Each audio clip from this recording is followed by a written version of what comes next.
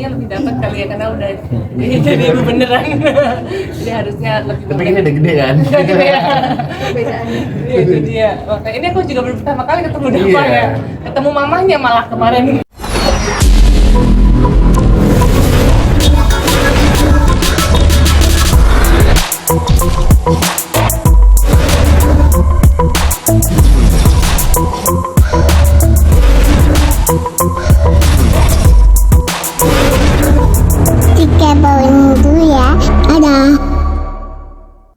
Jadi tadi awalnya tuh aku sebenarnya kan ini film pertama horor juga kan, terus gitu terakhir kali aku main film tuh 2014 Supernova. Jadi sebenarnya tiba-tiba aja, seperti sama kayak Optio, aku yang menawarkan diri saya, aku mau dong jadi cameo, tiba-tiba dikasih jadi ibunya.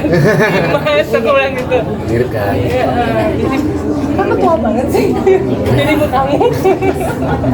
Daripada aku eyangnya. Jadi lebih ke support aja dan seneng, dan yang main juga temen-temen gitu udah gitu. Nah dari akhirnya semua ternyata tekanan batin yang main kok jago-jago semua ya. Gitu. Terus semoga semuanya sukses ya. Amin. Mungkin bisa diulang perannya masing-masing dari Dava. Saya di sini berperan sebagai Dimas. Aku jadi suster Ida. Suster Ida tuh suster senior, ya, lumayan. Maksudnya suster tua ya. Aku jadi ibunya Dimas. Wih, Ya. Kalau saya tambah kayak gini jadi office boy. Masa? Oh, Asli sama Kak Erik nih kan ya, kita biasa kalau nonton film karakter yang di sini harus tadi mention juga harus serius loh, beberapa kali mention harus disebut. Sulitnya orang Jawa itu horor seperti itu di film ini nantinya. jadi kita udah reading ya. Jadi ada beberapa yang beneran masih serius karena situasinya buat kita jadi bener-bener nggak bisa ketawa. Jadi itu nggak boleh miss kan. Jadi kita latihan ya untuk itu supaya serius, supaya please banget jangan ketawa. Susah banget, apalagi saya tuh dari awal karir itu diterjunkan rezekinya tuh komedi terus. Padahal saya bukan komedian, bukan pelawak, mau nggak mau harus mempelajari tentang teori lawak, prakteknya, act out-nya gimana. Saya selalu berdoa ya Allah, moga-moga dapat karakter yang benar-benar bisa keluar, karena image komedi di saya tuh lekat banget gitu loh. Padahal serius saya orangnya. Dan ini horor pertama, yang pertama kali juga disutradarai dua orang sutradara. Mas Baim luar biasa sih, perfeksionis yang luar biasa. Kita tuh reading ya, kita reading sama Baim. Itu Baim tuh apa namanya, bikin move-nya ditiruin gitu sama dia. Jadi bahasnya dari sini gitu ya, terus gini, gitu sedetail itu. Nanti kita di lokasi kita cobain lagi ya.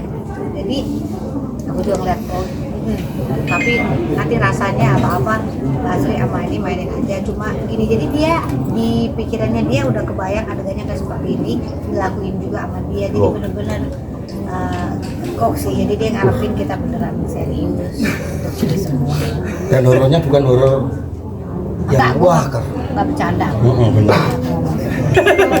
Kalau Dava gimana persiapannya, kan mau ke Jogja juga ya, kayak syutingnya di Jogja ya? Iya, kita di Jogja.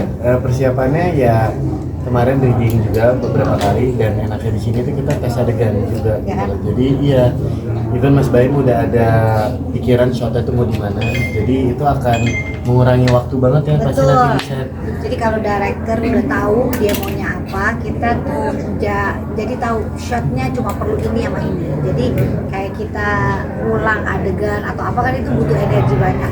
Jadi kita udah tahu dia mau ambilnya ini, jadi kita maksimal di mana. Terus kameranya akan ada di sini, itu penting banget buat kita. Jadi asik ya. Dan kalau aku yang senangnya juga, aku di sini sama Yas ini kan berperannya nih jadi pasangan ya. Dari awal dari reading tuh udah diobrolin tingkat kenyamanan itu sampai mana. Jadi nanti nggak tiba-tiba di surprise di set gitu loh.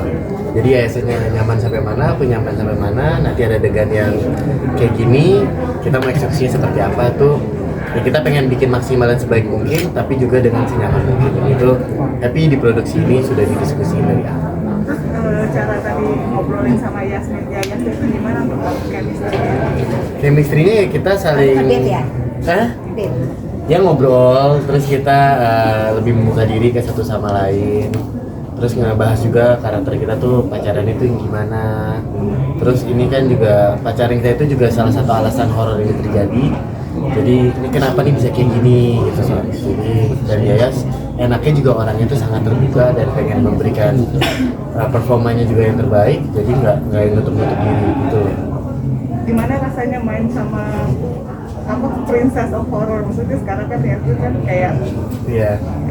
image-nya tuh kayak ini horror gitu soalnya. Ya ini ya semoga film ini juga sukses juga seperti film Yayas sebelumnya. Terus ya jadi banyak insight juga mengenai horor tentang dari Yayas gitu karena kan horor emang lagi laku banget di industri ini. Jadi ya gitu sih.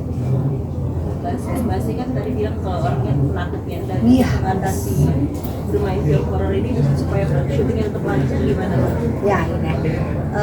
Aku tanya dulu, ini syutingnya di mana? Nah, jadi si Baim ya itu udah bilang sama kita ini tuh akan situasi seperti ini. Dia tuh bahkan udah tahu ya tampilan gambarnya ya. Dia kasih tahu contoh gambarnya, warnanya, suasananya. Jadi aku ya kan kita belum mulai syuting aja kita udah, aduh ya gue takut banget. Di luar nalar, maksudnya Iya, kita gitu. kalau nembak-nembak film horor ini pasti gini nih, ternyata Iya enggak. gitu. Jadi gila nanti gue di situ iya, tapi ada temennya kan, lu apaan sih? Orang maksudnya gitu kita sampai gitu, saking dia sedetail itu gambarnya, apanya warnanya, jadi kayaknya aku udah ada masuk di situ gitu. Nah, untuk menyiasati itu, maka kemarin tes make up untuk hantunya aku lihat gitu supaya aku nggak takut gitu, tapi aku takut juga gitu. Jadi ya gitu, untuk mengantisipasi aku kenal secara personal karena siapa yang nanti akan jadi apa kan banyak surprise gitu. Jadi dari sekarang aku udah siap-siap nih kalau ada apa-apa gitu.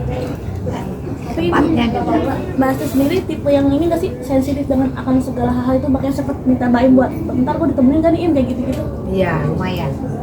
Iya, lumayan karena waktu aku pernah film pertamaku dulu kan sempet juga tuh di ikut-ikut apa gitu ya diikuti atau apa. Jadi ini jadi aku ini apalagi ini adalah ada kisah nyatanya kan gitu. Jadi ya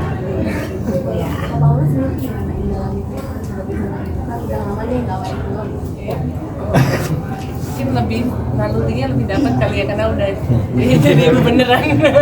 Jadi harusnya lebih Tapi ini udah gede kan? Iya. Iya itu dia. Makanya ini aku juga baru pertama kali ketemu Dava Iya. ya. Ketemu mamahnya malah kemarin ujian. Jadi ya harusnya aku lebih bisa mendalami.